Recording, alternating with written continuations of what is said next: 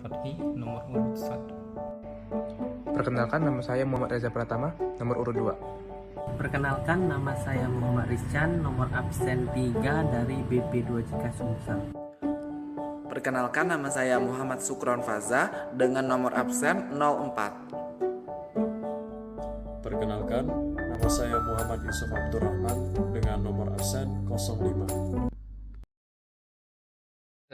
Halo semuanya, kembali lagi dengan kami 1B Bersuara. Masih dengan kami, ada Mas Reza. Boleh sampaikan tangannya Mas. Ada Mas Rizkan, Mas Sukron, Mas Yusuf, dan saya sendiri Halid sebagai moderator podcast kita hari ini.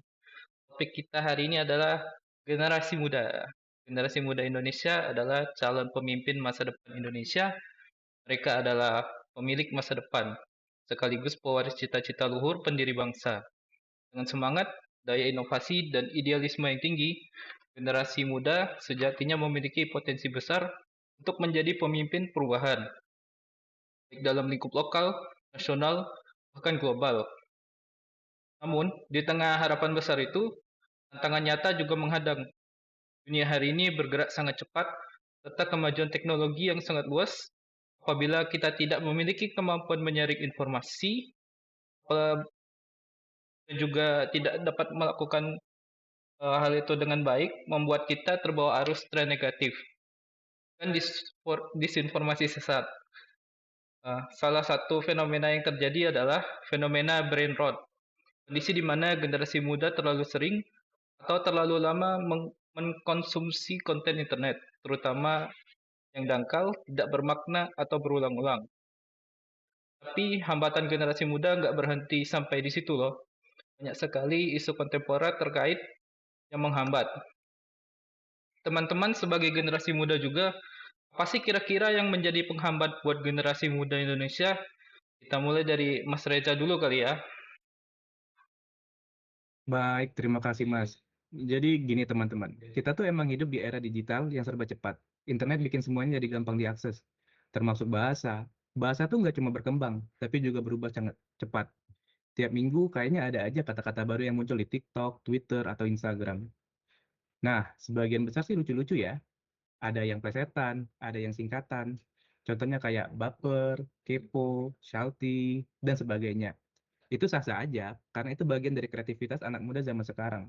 Tapi masalahnya, nggak semua kata-kata itu aman buat semua umur.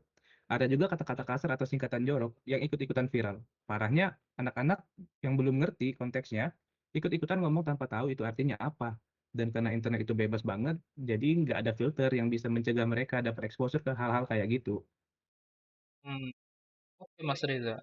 Tadi kan kita udah sempat nyinggung soal bahasa gaul nih.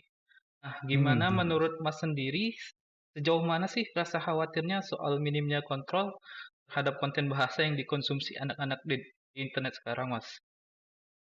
Oke, jadi haruskah kita khawatir dengan permasalahan ini ya, Mas? Jawabannya iya, kita perlu waspada, tapi bukan seperti berarti kita harus panik. Justru ini jadi panggilan buat kita semua untuk lebih peka dan bijak. Misalnya buat para netizen.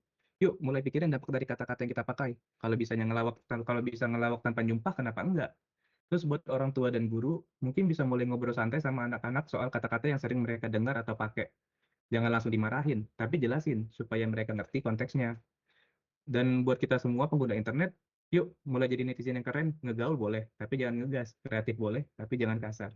Wah, mantap Kan sekali Mas? Mas Reza ya. Jadi waspada itu penting, tapi nggak perlu panik ya. Intinya gaul boleh, Betul Mas. tapi tetap santun. Oke, oke. Biar internet makin rame, tapi tetap ramah. Nah, sekarang kita lanjut ke Mas Rizkan nih, Mas. Kalau menurut Mas Rizkan gimana? Ya, kalau menurut saya ya, permasalahan generasi muda ini saat ini kan sedang menghadapi tantangan yang bersumber dari pengguna internet dan pengaruh lingkungan sekitarnya ya. Kemudahan akses informasi di dunia maya saat ini seringkali membawa dampak negatif, seperti perilaku konsumtif dan kecanduan akan media sosial. Selain itu juga lingkungan sekitar, baik di dunia nyata maupun digital, sering memberi tekanan sosial dan mendorong perilaku menyimpang. Misalnya nih, penawaran, atau bahkan transaksi narkoba melalui platform digital yang sangat mudah diakses oleh para generasi muda. Wah, ternyata kalau internet dipakai sembarangan, dampaknya bisa serius juga ya, Mas. Nah, kalau Iya menurut sih. Mas Rizkan sendiri, solusinya gimana nih, Mas, biar kita bisa lebih bijak dalam menggunainya? Kalau menurut saya sih ya, untuk mengatasi masalah ini diperlukan solusi menyeluruh. Pertama nih, perlu adanya peningkatan literasi digital di kalangan generasi muda agar mereka mampu mengenali dan menolak konten negatif terkait narkoba di internet. Kedua tuh, untuk penguatan pengawasan dengan memanfaatkan teknologi seperti kecerdasan buatan untuk mendeteksi dan memblokir aktivitas online yang terlihat mencurigakan. Sangat penting untuk dilakukan pemerintah dan platform digital. Ketiga, keterlibatan aktif keluarga dan komunitas dalam membimbing serta memberikan alternatif kegiatan positif, mampu memperkuat ketahanan mental anak. Selanjutnya nih, penerapan batasan penggunaan internet serta pendamping sosial akan membantu mencegah generasi muda terjerumus ke penyalahgunaan media sosial. Wah, mantap banget tuh, Mas. Emang benar, bijaknya penggunaan internet itu berawal dari keluarga yang bijak dalam mendidik, ya nggak? Nah, sekarang giliran Mas Yusuf nih, Mas. Menurut Mas gimana? Ada pandangan lain nggak? Ya, tes halo, suaranya Mas. Masuk, Mas. Mas Walid, jadi terkait dengan berbagai permasalahan yang seringkali berseliweran di media sosial kita tentang penggunaan internet, penggunaan bahasa gaul dan pergaulan bebas, kita juga jangan lupa sih masalah tentang kesehatan mental di generasi muda kayak kayak kita ini. Kesehatan mental generasi muda di Indonesia, terutama remaja, menjadi perhatian serius sih, karena angka masalah kesehatan mental di kalangan remaja ini cukup tinggi signifikan. Kalau aku cari-cari tadi di hasil survei dari Indonesia National Adolescent Mental Health tahun 2022, itu nunjukin kalau sekitar 35% remaja Indonesia masalah mental. Sekitar 2,5 juta remaja yang berusia 10 sampai 17 tahun itu mereka punya gangguan mental dalam kurun waktu 12 bulan terakhir. Nah, banyak hal yang dapat mempengaruhi kesehatan mental generasi muda. Adapun dua hal tersebut dikarenakan kenakalan remaja dan juga bullying. Apa iya berpengaruh kenakalan remaja dan bullying itu? Menurut saya sih ya sangat-sangat berpengaruh ya. Biasanya dampak dan pengaruh dari kenakalan remaja itu bisa nyebabin stres, terus kecemasan, kemudian ada juga kayak gangguan perilaku dan terus biasanya ada beberapa remaja yang ngerasa low esteem atau penurunan harga diri dan juga ada yang resiko depresi. Nah, sementara dampak dan pengaruh dari bullying itu bisa nyebabin rasa cemas dan takut berlebihan, depresi, rendah harga diri, stres, gangguan tidur, sampai ke tindakan yang paling ekstrim yaitu pikiran ataupun tindakan buat bunuh diri. Itu sih Mas. Wah, ternyata bahayanya bisa cukup fatal juga ya, Mas. Gak cuma bisa bikin ketergantungan, tapi juga bisa ngaruh ke kesehatan mental. Nah, kalau menurut Mas Yusuf sendiri, langkah yang tepat buat ngatasin masalah ini kayak gimana sih, Mas? Ya, kalau menurut saya ya, permasalahan tentang kesehatan mental itu bisa kita minimalisir, terus bisa juga kita atasi sedari awal. Itu ada 5 cara sih kalau yang beberapa yang udah saya rangkum-rangkum ya Mas. Yang pertama itu pendidikan emosional sejak dini. Nah, untuk pendidikan emosional ini kan bisa ngajarin tuh generasi muda buat mereka ngenalin diri mereka sendiri, terus juga ngelola emosi, kemudian memberikan pemahaman tentang empati, toleransi, terus juga cara mereka nyelesain konflik secara positif. Terus yang kedua itu dukungan dari keluarga. Nah, orang tua itu kan biasanya ngeluangin waktu tuh buat ngedengerin cerita-cerita kita. Mereka juga kan mostly nggak ngejudge ya. Kalau kita kita kalau ngobrol sama mereka ngerasa bahwa oh ini safe place nih buat ngelegain unek-unek masalah yang lagi dihadapin gitu. Terus yang ketiga itu ada lingkungan sekolah ataupun lingkungan kuliah yang aman dan positif. Nah, pihak sekolah itu harus nerapin kebijakan anti bullying yang tegas dan mungkin bisa mengembangkan kegiatan menyalurkan energi generasi muda. Kemudian yang keempat, ada membangun kesadaran dengan lebih mencintai diri kita sendiri, Mas Walid. Nah, bisa dilakukan dengan makan itu makanan yang sehat, terus kita olahraga rutin, tidurnya juga cukup, dan yang terakhir itu yang penting juga pendidikan tentang ya itu kesehatan mental tadi. generasi muda kayak kita ini harus mulai aktif mencari informasi tentang kecemasan, stres, depresi, dan ya itu mungkin mencari bantuan itu ya, ini buat pesan juga buat penonton, mencari bantuan itu bukan tanda kelemahan, tapi langkah berani dan juga langkah sehat buat kita. Ayo jaga kesehatan mental kita karena pikiran yang sehat itu adalah kunci untuk hidup yang bahagia dan bermakna. Mungkin sekian Mas Ali. Mantap banget Mas. Saya setuju banget Mas. Hadapin tantangan kesehatan mental gara-gara pemakaian internet yang kurang bijak tuh memang butuh aksi nyata. Nah, kalau dari Mas Syukron sendiri ada yang mau ditambahin nggak nih Mas? Oke, siap sedikit menambahkan ya Mas Khalid. Memang perkembangan teknologi dan akses mudah ke internet seringkali memperparah situasi ini, memungkinkan remaja untuk terpapar konten-konten yang tidak sesuai dengan usia mereka, apalagi memang masa remaja merupakan fase penting dalam kehidupan seseorang, di mana individu mengalami berbagai perubahan fisik, emosional, dan sosial yang signifikan. Pada tahap ini juga remaja cenderung lebih rentan terhadap pengaruh lingkungan dan kelompok sebaya.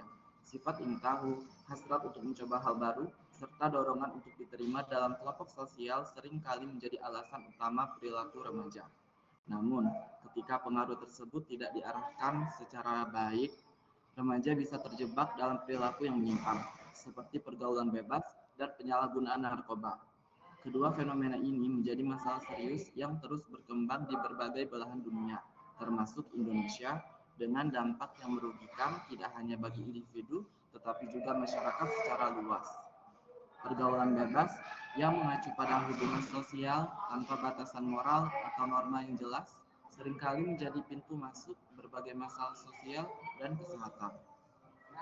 Fenomena ini mencakup aktivitas seksual pranikah, gaya hidup yang tidak sehat, hingga perilaku konsumtif yang berlebihan.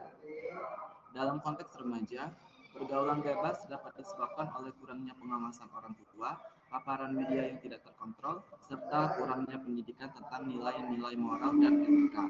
Selain itu, perkembangan teknologi dan akses mudah ke internet seringkali memperparah situasi ini, memungkinkan remaja untuk terpapar konten-konten yang tidak sesuai dengan usia mereka.